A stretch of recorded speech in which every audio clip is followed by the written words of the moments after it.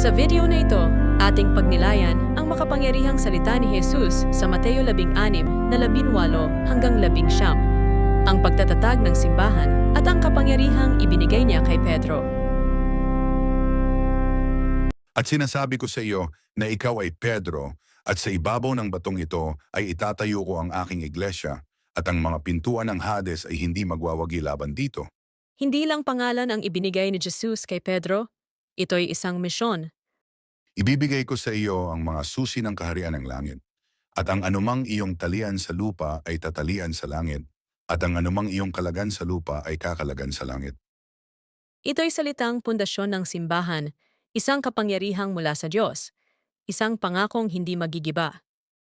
Salve Regina, Mater Misericordiae.